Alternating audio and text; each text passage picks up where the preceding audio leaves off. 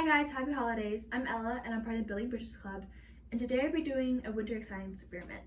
Okay, so today we're making instant ice towers. So what you're gonna need is you're gonna need a water bottle, you're gonna need food dye, and I used blue just because of winter theme. You can use any color you want.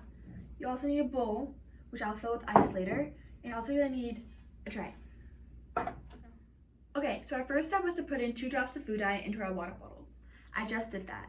Now make sure that you put your cap on really tightly, because now you're going to lightly shake it to make sure that the dye is evenly distributed throughout the bottle.